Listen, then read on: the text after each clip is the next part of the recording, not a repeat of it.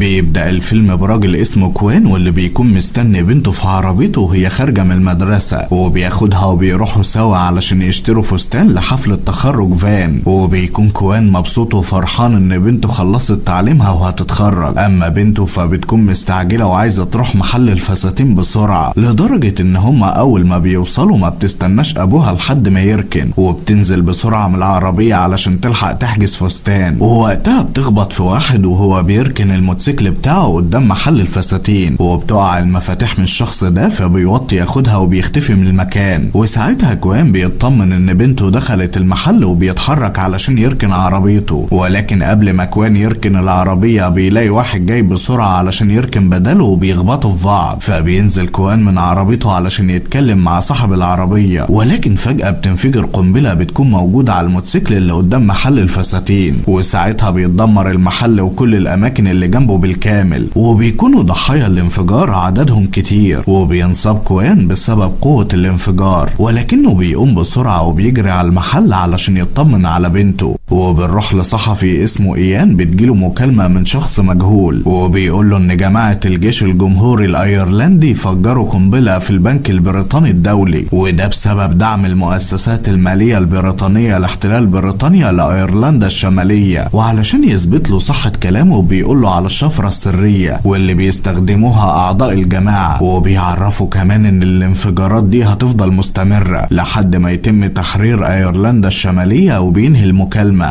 فبيجري ايام بسرعة وبيبلغ رئيس التحرير، واللي بيقول له ان كده عملية السلام بين بريطانيا وايرلندا رجعت للصفر تاني. وبيطلب رئيس التحرير من الصحفيين ان هم يتحروا عن الاشخاص اللي نفذوا العملية ويعرفوا هم مين. وبعدها بيروح ايان على مكان التفجير علشان يصور الحادثة، ولكنه بيتأثر لما بيشوف كوان اللي بيكون قاعد وسط الحطام، وبيكون حاضن جثة بنته ورافض ان هو يسيبها. وبيظهر ان كوان منهار ومصدوم لانه مش قادر يستوعب فكرة ان بنته الوحيدة ماتت. وفي الوقت ده بنشوف الشخص اللي قام بالتفجير رايح لبيت بيكون فيه 2 من زمايله، واول ما بيدخل بيسألهم كام واحد مات في التفجير، فبيعرفون الاخبار بتقول ان في 12 واحد ماتوا و36 مصاب. وبيتفقوا بعدها ان هم لازم يستنوا في البيت ده وما يخرجوش منه، لان الشرطة اكيد بتدور على اي ايرلندي مشتبه فيه علشان يقبضوا عليه. وفي الوقت ده في ايرلندا الشمالية بنشوف واحد اسمه ليام، وليام ده بيكون ماسك منصب نائب الوزير في حكومة ايرلندا. وبيكون ليام مع عشيقته اللي اسمها ماجي في الفندق، وبيتفاجئ ليام برسائل كتير بتعرفه بالتفجير، وفي نفس الوقت بتتصل بيه مراته ماري علشان تطمن عليه لانه مرجعش البيت من الليلة اللي فاتت. فبيكذب عليها ليام وبيقول لها ان هو كان مشغول واضطر يبات في المكتب، وتاني يوم ما قدرش يرجع البيت لان في اجتماعات مستمرة بسبب الانفجار اللي حصل. وفي انجلترا بتوصل الشرطة لبيت كوان، واللي وقتها بيكون واقف في اوضة بنته وهو حزين وقلبه مكسور، وبيفضل كوان يبص لصورة بنته وكل حاجتها بحزن شديد. وبيدخل عليه محققين الشرطة علشان يسلموا حاجة بنته اللي لقوها وسط الحطام، فبيسألهم كوان لو هيقدروا يقبضوا على المجرمين اللي قاموا بالتفجير، فبتأكد له المحققة ان ده هيحصل واكيد هياخدوا جزائهم. وبنرجع لأيرلندا وبتيجي مكالمة لليام من رئيسة وزراء بريطانيا اللي اسمها كاتي، وبتتكلم كاتي مع ليام عن حادثة التفجير بصفته ايرلندي، وبتطلب منه يعرف مين هو اللي ورا العمل الارهابي ده. فبيقول لها ليام ان هو هيتكلم مع كل احزاب المعارضة، وبيفكرها بالقائمة اللي فيها 40 شخص ايرلندي محبوس ومن ضمنهم ابن عمه هو شخصيا. وبيقول لها ليام ان هي لو قدرت تجيب لهم عفو ملكي فده هيكون مبادرة كويسة، لان هو محتاج ورقة تفاوض علشان احزاب المعارضة يعرفوه مين المسؤول عن التفجير. ولكن كاتي بتقول له ان ال40 ايرلندي مدانين في جرائم قتل ومش من السهل العفو عنهم خصوصا في الوقت الحالي، لكنها بتوعده ان هي هتفكر في الموضوع ده. وبعدها بيجتمع ليام برؤساء احزاب المعارضة، وبيكون ليام عاوز يعرف الجماعة اللي نفذت التفجير بتنتمي لاي حزب فيهم، وبيقول لهم ان اللي عملوا كده متطرفين وبيهددوا معاهدة السلام مع بريطانيا. وبيكون ليام عارف ان منفذين التفجير على اتصال بحد من رؤساء احزاب المعارضة، وبيكون عارف ان محدش فيهم هيجاوب على سؤاله بطريقة مباشرة. فبيقول لهم ان السلطات البريطانية قدرت تحدد مادة التفجير، واتضح ان المادة دي تبقى من ضمن المواد اللي موجودة عندهم في مخازن السلاح. علشان كده بيطلب ليام جرد كامل لكل مخازن الأسلحة اللي بيمتلكها كل حزب، لأنهم أكيد هيلاقوا القنابل اللي تم استخدامها في التفجير ناقصة من مخزن حد فيهم. وبنروح لوحدة مكافحة الإرهاب في لندن، ووقتها بيكون المحقق ريتشارد بيحاول مع زميلته ان هم يوصلوا لهوية المفجر، لكنهم بيكتشفوا ان هو سارق الموتوسيكل اللي كان راكبه. ده غير ان مفيش اي حاجة في تسجيلات الكاميرات بتدل على شكله. وساعتها بتيجي مكالمة ريتشارد وبيعرف ان كوان طالب يشوفه، وبيعرف كمان ان بقاله 5 ايام بيجي كل يوم وبيفضل مستنيه. فبيخرج ريتشارد لكوان علشان يقابله، وساعتها كوان بيسأله لو وصلوا للمجرمين او الجماعة اللي هم بيشتغلوا لحسابها. فبيقول له ريتشارد ان هم لسه ما وصلوش لحاجة، وان الموضوع هياخد شوية وقت. فبيديله كوان 20,000 جنيه استرليني، وبيقول له ان الفلوس دي هي كل اللي يملكه حاليا، وبيعرفه ان هو عاوز يحطهم مكافأة للي يبلغ عن اسم حد من المجرمين. فبيفهموا ريتشارد انهم ما بيشتغلوش بالطريقة دي، وان هو لازم يصبر شوية لان الموضوع هياخد وقت. فبيقول له كوان ان بنته اللي ماتت كانت هي كل عيلته، ومن بعد موتها هو ما بقاش ليه اي حد، لان بناته الاتنين اتخطفوا اثناء هجرته من بلده لبريطانيا، ومراته توفت وهي بتولد بنته اللي ماتت في التفجير. فبيتعاطف معاه ريتشارد، ولكنه بيطلب منه ما يجيش تاني، وبيوعده ان هو بمجرد ما يوصل لاي معلومة هيبلغه بيها فورا. وبيعدي 3 أسابيع والتحقيقات مستمرة، لكن مفيش أي أخبار عن القبض على المجرمين. ولكن كوان بيشوف ليام في لقاء تلفزيوني، والمذيع بيسأله عن جماعة الجيش الأيرلندي اللي نفذوا التفجير، خصوصا وإن هو كان واحد من جماعة الجيش الأيرلندي ده زمان. فبيدافع ليام عن جماعة الجيش الأيرلندي، وبيقول للمذيع إن اللي نفذوا التفجير مش منهم، وبيأكد ليام على احترام الجيش الأيرلندي لمعاهدة السلام. فبيتصل كوان بليام وبيسأله عن الناس اللي قتلوا بنته، لكن ليام بينكر ان هو يعرف اي حد فيهم. فبيقول له كوان ان هو بيكذب علشان هو متأكد ان هو يقدر يعرف مين اللي نفذ التفجير ده، وده لانه كان عضو سابق في جماعة الجيش الايرلندي. وبيطلب منه يديله اسم اي حد يقدر يعرف منه مين هم المجرمين دول. فبيقول له ليام ان هو انفصل عن الجماعة دي تماما، وما بقاش فيه اي تواصل بينهم، وبينهي المكالمة. فبعدها كوان بياخد عربيته وبيروح يشتري معدات كتير، وبيلزق يافطة على عربيته علشان يبان ان هو شغال في تنسيق الحدائق، وبيظهر ان كوان ناوي ينتقم لبنته بنفسه. وبعدها بيتحرك على ايرلندا الشمالية وبيروح يأجر غرفة في فندق بسيط، وبعدها بيروح مكتب ليام علشان يقابله. لكن افراد الامن بيبصوله بنظرات كلها شك، خصوصا وانه بيكون شايل في ايده شنطة بلاستيك، لكن لما بيفتشوها بيكتشف ان فيها طلبات عادية من السوبر ماركت. ولكن افراد الامن بيمسكوه علشان يطردوه بره، لكن ليام بيخرج من مكتبه على صوتهم وبيوافق يقابله. ووقتها ليام بيقول لكوان ان هو متفهم غضبه بسبب موت بنته، ولكن بيعرفه ان مفيش في ايده حاجة يقدر يساعده بيها. فبيرد عليه كوان بكل هدوء وبيقول له ان هو هيغير رأيه قريب جدا، وبيسيبه وبيمشي. ولما بيخرج كوان من المكتب بياخد حاجته وبيروح على الحمام، وهناك بيطلع الحاجة اللي معاه، واللي بيكون واضح ان هي مواد معينة لما بتختلط ببعض بتعمل انفجار. وبيعلق كوان الازاز اللي فيها المواد دي بطريقة معينة، وبيثبت عليها سجارة بعد ما بيولعها وبيخرج من المبنى. وبعد لحظات السيجارة بتوصل للحبل والازايز بتقع على الارض، وبيحصل انفجار شديد في المبنى. وبعد الانفجار بيتصل كوان بليام اللي بيكون في قمة غضبه، ولكن كوان بيتجاهل كل ده وبيسأله عن اسماء المجرمين. فبيقول له ليام ان هو مش هيسيبه وهيقبض عليه، لكنه بيتفاجئ ان كوان انهى المكالمة. فبيأمر ليام رجالته ان هم يدوروا على كوان ويقبضوا عليه فورا. وبعدها بيتصل ليام بابن اخوه اللي اسمه شون اللي في امريكا، وبيطلب منه يرجع علشان يساعده في التخلص من كوان. ووقتها رجالة ليام بيكتشفوا ان في سلك متوصل بخزان بنزين عربية ليام، فبيترعبوا وبيفتكروها قنبلة، لكنهم بيكتشفوا ان هي خدعة. وبيلاقوا ورقة من كوان مكتوب فيها كلمة الاسماء. فبيرجع واحد منهم عند ليام وبيعرفه باللي حصل، وبيفهم ليان ان كوان مصمم ان هو يوصل لاسم اي حد من منفذين التفجير. وبعدها بيقدر رجالة ليام ان هم يوصلوا للفندق اللي كوان نازل فيه، ولكن كوان بيحس بيهم وهم طالعين على السلم، فبيقفل باب الأوضة بالقفل وبيحط كرسي ورا الباب وبيروح علشان ينط من الشباك ويهرب، لكنه بيكتشف ان رجالة ليام محاصرين المكان بالكامل، فبيهرب من شباك صغير للسطح، لكن رجالة ليام بيكونوا كسروا الباب وبيهجموا عليه، فبيقاومهم كوان بقوة وبيدافع عن نفسه، وبيقدر ان هو يضربهم كلهم لحد ما بيتغلب عليهم وبيهرب منهم. ولما بيرجعوا عند ليام بيعنفهم لانهم ما يقدروش يقبضوا على راجل عجوز، فبيعرفوا ان هو بيمتلك مهارات قتالية عالية، وساعتها بيوصل شون وبياخدوا ليام على المكتب علشان يتكلموا لوحدهم، وبيطلب ليام من شون ان هو يسافر لندن علشان يتكلم مع المحقق ريتشارد ويأكد عليه ان اسمه ما يجيش في التحقيقات. وتاني يوم بيروح ليام يقابل عشيقته ماجي في المطعم، لكنه بينصدم لما بتجيله رسالة فيها صورته مع ماجي لما كان بيبوسها من شوية، وبيكون مع الصورة رسالة مكتوب فيها جملة عايز الأسماء، فبيفهم ليام ان كوان بيراقبه وهو اللي صوره وبعت له الرسالة دي. وفي الوقت ده في لندن شون بيقابل ريتشارد وبيبلغه برسالة ليام، وبيقول له ان جماعة الجيش الايرلندي ملهاش علاقة بالتفجير اللي حصل، وان اللي عمل كده حد من احزاب المعارضة، ولكن ليام لسه ما يعرفوش. لكن ليام عمل خطة علشان يقدر يعرفه، والخطة ان هو هيغير الشفرة اللي بيتواصل بيها مع افراد احزاب المعارضة، وهيتم توزيع شفرة لكل حزب مختلفة عن التاني، ولو حصل اي هجوم مرة تانية والمنفذين اعلنوا عن الشفرة ساعتها هيعرف ليام مين الحزب المسؤول عن الهجوم. فبيوافق ريتشارد على كلام شون، ولكن بشرط انه بمجرد ما ليام يعرف مين المتورط يبلغه شخصيا علشان هو اللي يقبض عليه بنفسه. فبيوافق شون على شرط ريتشارد وبيرجع علشان يبلغ ليام باللي حصل،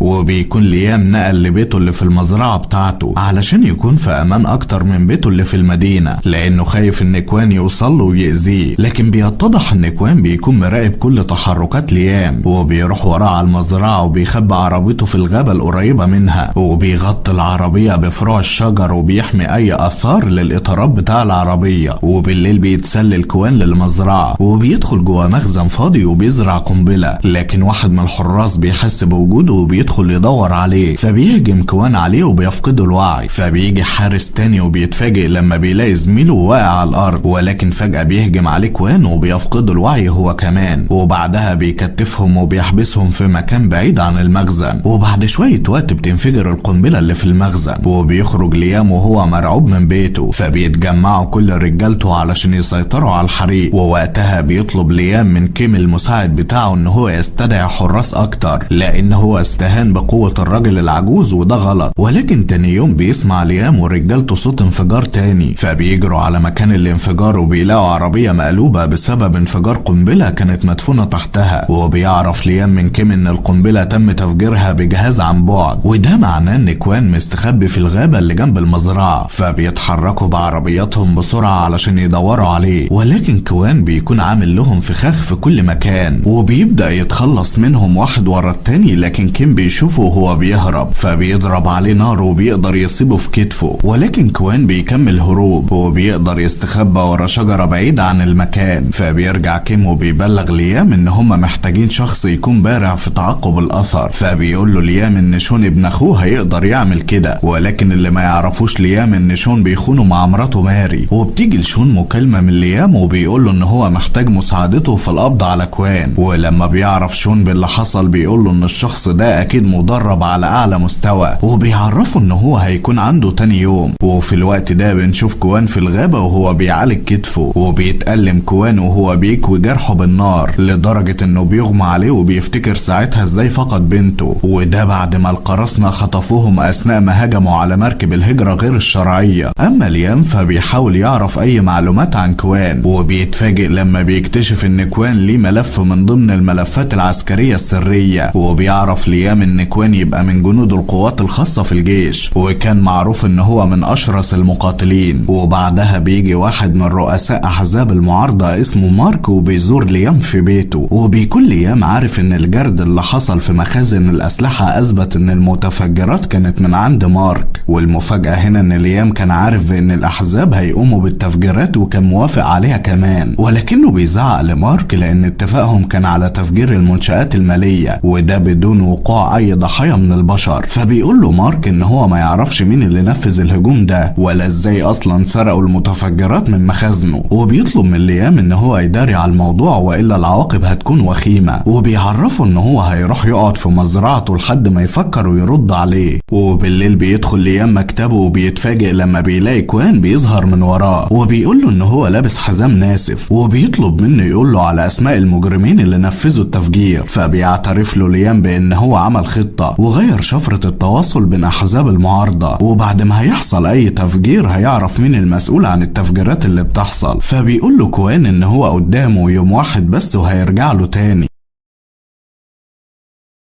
وتاني يوم بيكون ريتشارد بيواصل تحقيقاته مع زميلته، وبيكونوا وصلوا لصورة بتبان فيها ايد الشخص اللي قام بالتفجير، ووقتها بيلاقوا علامة مميزة على ايده. وبيعرف ريتشارد من زميلته ان هو مش هيعدي وقت كبير وهيوصلوا لهوية الشخص ده.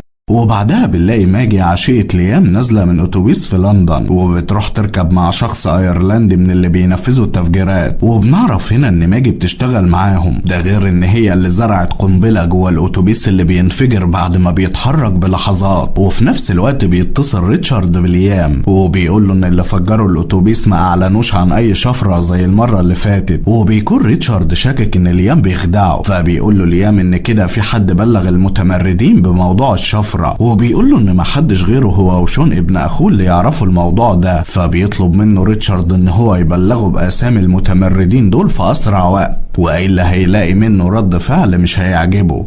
وبعد ما بينهي ليام المكالمة بيلاقي كاتب تتصل بيه وبتقول له ان مجلس الوزراء اجتمع واصدروا قرار بنشر القوات في شوارع ايرلندا الشمالية في خلال 48 ساعة الا لو هو قدر يسلمهم المتورطين في التفجيرات. فبيقول لها ليام ان هو ما يضمنش ان هو يلاقيهم في المدة دي، ده غير ان نشر القوات هيخلي شعب ايرلندا الشمالية يعمل مظاهرات، وبكده هم هيعملوا اللي المتمردين عاوزينه بالظبط. فبتقول له كات ان الموضوع خلاص خرج من ايدها وبتنهي المكالمة. وبعدها بيدخل عليه واحد من رجالته وبيقول له ان اليوم اللي فات شاف شون وهو بيدخل بيته وقعد مع ماري ساعتين لوحدهم، وبعدها ماري خرجت من البيت وراحت قابلت مارك زعيم حزب المعارضة. فهنا ليام بيفهم ان ماري مش بس بتخونه مع شون ولكن هي كمان ليها علاقة بمارك واكيد ليها يد في التفجيرات اللي بتحصل. وبنروح لريتشارد اللي بيكون وصل لهوية الشخص اللي فجر البنك وبنعرف ان اسمه باتريك، وبيشوف ريتشارد فيديو لباتريك وبيكون بيقابل مارك رئيس حزب المعارضة في الحانة. فبيتصل ريتشارد بليام وبيبلغه بالمعلومات دي، وكمان بيبلغه ان هو حاليا متراقب لانه هيتقبض عليه، وده لانه صديق لمارك رئيس الحزب المسؤول عن التفجيرات اللي حصلت. وبيعرفه ان هو شايف عربية مارك وهي بتقرب من المزرعة، وبيطلب ريتشارد من ليام ان هو يخلي مارك يعترف باسماء واماكن منفذين التفجيرات، وساعتها هيعتبره مساعد ليه ومش هيجيب سيرة في التحقيقات. وبعد انتهاء المكالمة بيروح ليام يستقبل مارك، واول ما بيشوفه بيهجم عليه وبيهدده بالقتل، وبيجبره ان هو يعترف باسماء اللي نفذوا التفجيرات والمكان اللي هم مستخبيين فيه. وبينصدم ليام لما بيلاقي اسم ماجي من ضمن منفذين التفجيرات، وبيفهم وقتها ان مارك كان مخليها تقرب منه علشان تبلغهم بكل حاجة عنه. فبيقرر ليام ان هو يقتل مارك علشان ما يعترفش عليه. وبعدها بيبلغ ريتشارد باسماء منفذين التفجيرات وعنوان سكنهم في لندن، وبيتصل كمان بشون اللي وقتها بيكون بيطارد كوان في الغابة، وبيقول له ان هو هيبعت له اسماء اللي قتلوا بنت كوان علشان لو كوان هزم ويسلموا القائمة دي ويحافظ على حياته. وفعلا ما بيقدرش شون يهزم كوان لان كوان بيكون اذكى منه وبيقدر يسيطر عليه، وبيكون كوان قادر يقتل شون لكنه ما بيعملش كده، وبيكتفي بانه بيربطه وبيقعد قدامه وبيسأله عن اسماء منفذين التفجيرات. وبيتفاجئ كوان لما بيعرف ان شون معاه اسمائهم وكمان عنوان الشقة اللي هم ساكنين فيها. فساعتها بيفك وبيسمح له يمشي. واول ما بيرجع شون عند ليام بيلاقي ليام بيقول له ان هو كان مراقب ماري وعارف كل اللي حصل بينهم، وبيسأله لو ماري عرفت منه موضوع الشفرة. فبيعترف له شون بان هو حكى لها على كل حاجة، وده لما عرف منها ان هي بتكره ليام بسبب ان هو تخاذل في انه ينتقم لاخوها اللي اتقتل على ايد شرطة انجلترا. فبيقول له ليام ان ماري استغلته علشان تعرف منه معلومات مش اكتر، لان هي راحت بلغت مارك بموضوع تغيير الشفرة علشان ما يعلنوش عن الشفرة بعد التفجير ويتقبض عليهم. وبيكون ليام متضايق جدا من شون وبيقول له ان هو عاوزه في مهمة اخيرة وبعدها مش عاوز يشوف وشه تاني. وتاني يوم بتكون الشرطة محاصرة مكان سكن منفذين التفجيرات بقيادة ريتشارد وبيكونوا منتظرين الامر بالهجوم. وساعتها بيظهر كوان وهو منتحل هيئة موظف في شركة الغاز وبيخلي صاحبة المبنى توصله لشقة منفذين التفجير، وده بعد ما فهمها ان هو عاوز يتأكد من عدم وجود تسريب في الغاز. واول ما بيدخل كوان الشقة بيقابله باتريك هو وزمايله، وقبل ما كوان يتحرك اي حركة بيفتش باتريك وزمايله شنطة المعدات اللي معاه، وبيتفاجئوا لما بيلاقوا سلاح جوه الشنطة فبيكونوا عاوزين يقتلوه، ولكن كوان بيقاتلهم بمهارة وقوة وبيقدر يخلص عليهم كلهم. وفي نفس اللحظة بتقتحم قوات الشرطة الشقة فبيختفي كوان من المكان بسرعة من غير ما حد يشوفه. وساعتها بنعرف ان قوات الشرطة عندهم معلومات من ليام بان في قنبلة تالتة هتنفجر، فبيعذبوا ماجي لحد ما بتعترف ان القنبلة موجودة في لابتوب صحفي اسمه ايان، وبتقول لهم ان هي اتعرفت عليه وزرعت القنبلة في اللابتوب من غير ما هو يعرف. ولكن الصدمة ان ايان في الوقت ده بيكون مسافر لروما وبتكون موجودة على الطيارة اللي هو مسافر عليها رئيسة وزراء بريطانيا، ولكن قوات الشرطة بتوصل لإيان قبل ما يركب الطيارة بلحظات وبياخدوا اللابتوب بتاعه وبيفجروه في مكان بعيد عن الطيارة. وبعدها أفراد الشرطة بيقتلوا ماجي وبيخلصوا عليها. وبنروح لشون وبنعرف إن ليام كلفه بقتل مراته ماري، وده علشان يخفي أي دليل على تورطه مع أحزاب المعارضة. وفي الوقت نفسه بيكون كوان بيتسلل لبيت ليام وبيقول له إن الست اللي كانت معاه في الكافيه تبقى من المجرمين اللي هو شافهم في الشقة، وده معناه إن هو ليه يد في التفجيرات اللي حصلت. فبيحلف له ليام وبيقول له إن هو ما كانش يعرف إن في حد هيتأذي، ولكن كوان بيتجاهل كلامه وبيجبره ينشر صورته مع ماجي على الإنترنت.